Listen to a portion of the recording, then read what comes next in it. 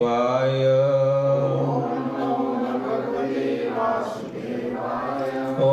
Namo Bhagavate Vasudevaya.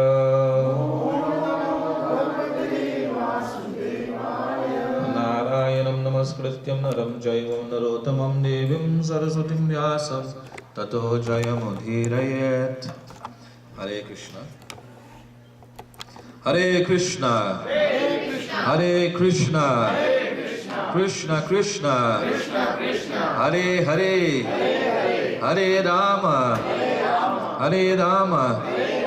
Rama Rama. Hare Hare. Iskcon Milton Yatra Ki Jai. So as mentioned today, we're celebrating the auspicious appearance day of the Supreme Personality of Godhead in the form of Sri Chaitanya Mahaprabhu. Prabhu, there's a bit of an echo on this thing. Yeah. So, Sri Chaitanya Mahaprabhu is a combined incarnation of Lord Krishna and Srimati Radharani. So, if you see pictures, we had a poster of today's program, and there was a beautiful picture of Chaitanya Mahaprabhu with his arms held high. So if you look at that picture, you would see that he has a golden complexion. So Radharani's complexion is compared to the color of molten gold. So anyone who's wearing gold, if you just imagine if you melt that gold down, what it would look like. So this was the complexion of Sri Chaitanya Mahaprabhu. Sri Chaitanya Mahaprabhu is considered to be a hidden incarnation. So if we were to read the Srimad Bhagavatam, there are many times we hear of Das Avatar, the 10 major incarnations. But apart from these 10 major incarnations, there are many more incarnations that are mentioned in the Srimad Bhagavatam that is not counted along with these 10. So Mahaprabhu, Chaitanya Mahaprabhu, who appeared a little over 500 years in West Bengal in a place called Mayapur, he was one such incarnation. And so he took the form of a devotee. So Chaitanya Mahaprabhu was always, the Supreme Lord Sri Krishna is always wondering why are my devotees after my lotus feet? So if we see pictures of Lord Krishna, he's standing and his lotus feet is very prominent. You cannot see Krishna without seeing his lotus feet. So some of the other incarnations of the Lord, you don't necessarily see their feet so prominently as with Lord Krishna. So the devotees of Lord Krishna are always hankering after his lotus feet. Actually, it mentions in the Srimad Bhagavatam that at the end of Lord Brahma's day, this universe becomes filled with water. And the Supreme Lord takes the form of a baby laying on a banyan leaf. Anyone's ever seen that picture of Lord laying on a banyan leaf? And what is very striking in that picture? Anyone can tell me. What is something that really stood out in that picture? Anyone can tell me? Yes. He is sucking his big toe. So why is Krishna doing this? Why would Krishna suck his big toe? Does anyone know? He wants to know how sweet. Yes, he wants to know what is that nectar in his lotus feet that everyone is after. So he is sucking his big toe to taste that nectar. So about a little over 500 years ago, the Supreme Lord, Sri Krishna, incarnate himself in the month of Falgun in the year 1486. So on our calendar, the year 1486 was when Chaitanya Mahaprabhu appeared in Mayapur in West Bengal. So on the day of his appearance, it was full moon. So his appearance day was actually on Wednesday, a couple days ago, which was a full moon. So he appeared on Purnima. So in India, on full moon, many Hindus will go and immerse themselves in the Ganga, and they'll pray to the Supreme Lord. So at the time of Mahaprabhu's appearance, which was as the moon was rising, so in the Mayapur area, one branch of the Ganga runs through there, and that branch is called Bhagirathi, after Maharaj Bhagirath. So when the Ganga was I won't tell you that story, it's a long story, but when the Ganga was brought to earth, it took several generations of kings to bring Ganga Devi to earth. She had some reservations, etc. She didn't want to come to earth because many sinful people live here.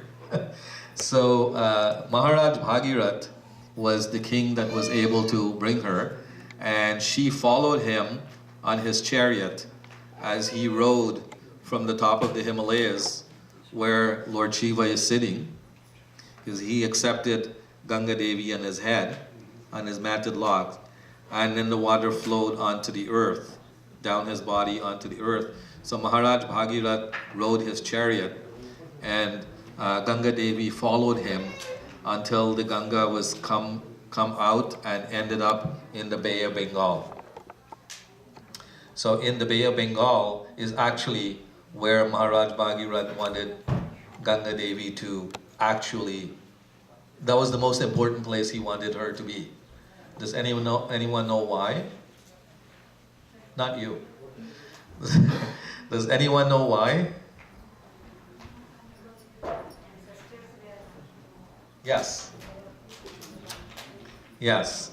So he wanted to bring Ganga Devi to that particular spot because he wanted to sanctify the ashes of his forefathers.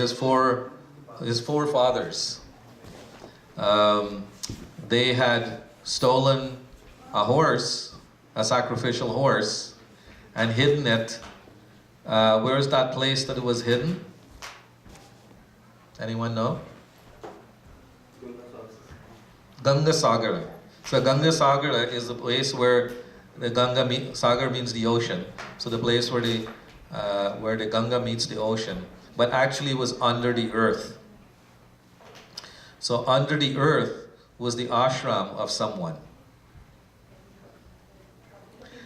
And that person was an incarnation of the Supreme Lord. So Lord Kapila had his ashram underneath the earth. And so when the sacrificial horse was stolen, it was tied there. It was stolen by Lord Indra, and it was tied there near that ashram. And so when the forefathers of Maharaj Bhagirath came there, they assumed that Lord Kapila had stolen the horse, and they started to insult him. And when he was sitting in meditation, and when he opened his eyes, fire came from his eyes and burnt them all to ashes. And so they needed Ganga Devi to come and sanctify those ashes. So to this day, when people pass away and their bodies are burned, the ashes are put in the Ganga for sanctification. So the Ganga, this tributary of the Ganga that runs by Mayapur is called Bhagirathi.